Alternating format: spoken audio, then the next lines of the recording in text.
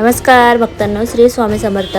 आजचा हा व्हिडिओ खूप खास आहे कारण आज मी तुम्हाला अत्यंत एक प्रभावी उपाय सांगणार आहे जो जर तुम्ही स्वामी प्रकट दिनापर्यंत रोज केलात तर तुमच्या जीवनातील चमत्कारिक बदल घडू शकतात। स्वामी समर्थांचे अनेक भक्त सांगतात, जेव्हा मनावर खूप संकटे असतात, घरात अडचणी असतात, पैशाची समस्या असते किंवा मन सतत अस्वस्थ असतं, तेव्हा स्वामी चरित्राचे वाचन हा सर्वात मोठा उपाय ठरतो। पण स्वामी चरित्रात अनेक अध्याय आहेत, म्हणून आज मी तुम्हाला सांगणार आहे की प्रकट दिनापर्यंत कोणता अध्याय रोज वाचायचा आहे। स्वामी भक्तांनो, प्रकट दिनापर्यंत स्वामी चरित्रातील 14वा अध्याय रोज वाचण्याचा प्रयत्न करा। हा अध्याय अत्यंत शक्तिशाली मानला जातो। असं मानलं जातं की हा अध्याय वाचल्याने घरातील अडथळे कमी होतात, मनाला शांती मिळते आणि आर्थिक अडचणी दूर होऊ लागतात आणि सर्वात महत्त्वाचं म्हणजे स्वामींची कृपा मिळते।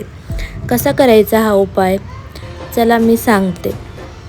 तर हा उपाय खूप सोपा आहे। सकाळी अंघोळ करून स्वच्छ कपडे घाला, देवघरात स्वामी समर्थांचा फोटो किंवा मूर्तीसमोर बसा, एक अगरबत्ती किंवा दिवा लावायचा आहे, 3 वेळा मनापासून म्हणायचं आहे श्री स्वामी समर्थ आणि त्यानंतर स्वामी चरित्रातील 14वा अध्याय वाचायचा आहे। जर सकाळी वेळ असेल तर संध्याकाळी शांत वातावरणातही वाचू शकता। वाचताना काय लक्षात ठेवावे, वाचन घाईत करायचं नाही, मनात शांतता ठेवा। शक्य असेल तर शेवटी 11 वेळा श्री स्वामी समर्थ जप करायचा आहे। काय अनुभव येऊ शकतो, तर अनेक भक्त सांगतात की हा अध्याय काही दिवस नियमित वाचल्यानंतर मनातील भीती कमी होते, कामांमध्ये अडथळे कमी होतात, घरात सकारात्मक ऊर्जा जाणवते आणि भक्तांना तर स्वामींचे स्वप्नात दर्शनही होते। स्वामी समर्थ नेहमी म्हणायचे, भिवू नकोस, मी तुझ्या पाठीशी आहे।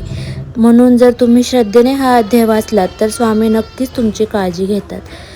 तर हा उपाय खूप साधा आहे पण अत्यंत प्रभावी आहे। प्रकट दिनापर्यंत रोज स्वामी चरित्रातील 14वा अध्याय वाचा आणि स्वामींवर पूर्ण विश्वास ठेवा। तुमच्या जीवनातील अडचणी हळूहळू दूर होतील आणि जीवन खरंच सोन्यासारखं उजळेल।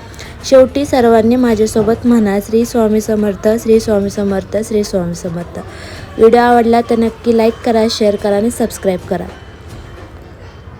आणि शेअर नक्की करा। धन्यवाद।